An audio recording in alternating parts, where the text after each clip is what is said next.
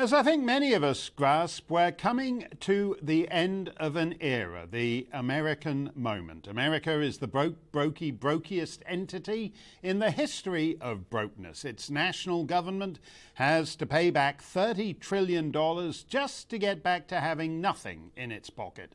No one in human history has ever done that before.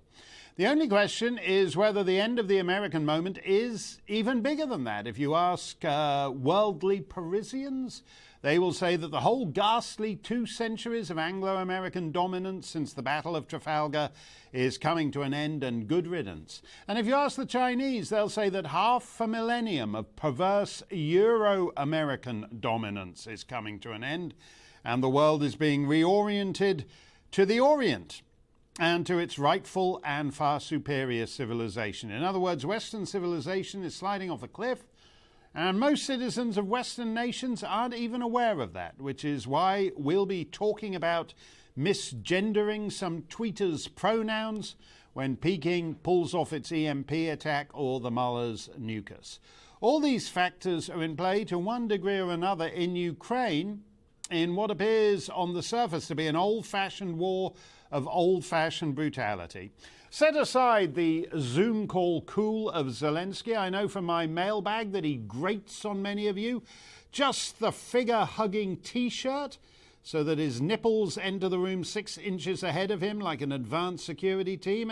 So that's without getting into his banning of pro-Russian political parties and all the stuff about the neo-Nazi militias. But when I was in Ukraine last week, I nevertheless thought, oh yeah, this is what countries used to be like. Whatever you make of the war, Ukraine is very Ukrainian, with the exception of its long-settled Hungarian minority. The only non-Ukrainian I met last week was an Armenian lady working for a German company. Oddly enough, she was also the only person I met who didn't think Ukraine would win, and anyway, even if it did, all the infrastructure would be destroyed, so there'd be nothing left anyway. Token diversity and token fatalism, nihilism, pessimism, all in one comely Armenian package. Other than that, I found Ukraine full of Ukrainians behaving very Ukrainianly. It reminded me of my childhood when Ireland was very Irish and Belgium was very Belgian.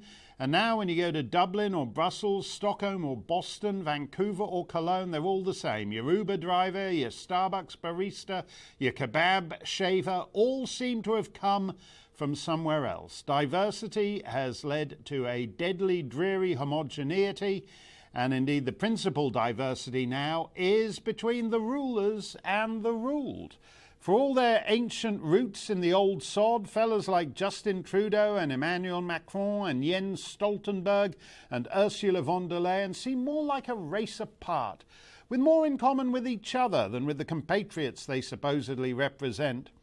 I can't say I ever really subscribed to David Icke's theories about shape-shifting space lizards from the star system Alpha Centauri.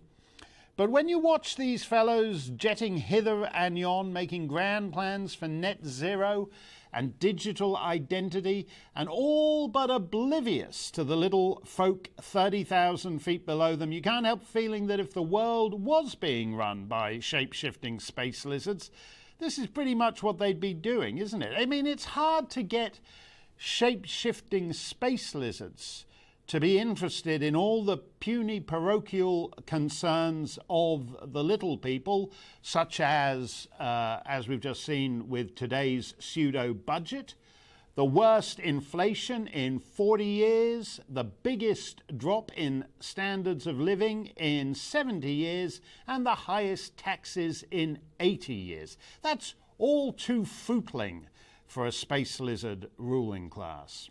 And more to the point, as we've seen these last 2 weird and very creepy years, faced with a supposedly unprecedented crisis, they all do exactly the same thing. The entire Western world, with the exceptions of Sweden and Florida. And even though it's rubbish and does more harm than the actual virus it's supposed to be combating, they keep doing the same thing over and over and over and over. And they think the same on all kinds of issues. Both the leader of Her Britannic Majesty's loyal opposition and Joe Biden's nominee for the US Supreme Court are unable to say what a woman is. That's not a British or American cultural particular, but something that just seems to have taken hold throughout the world's ruling class. The nation state, which has been the organizing principle of the functioning world since the Peace of Westphalia nearly 400 years ago, is in steep decline. And one-size-fits-all COVID policy is a terrible preview of the future.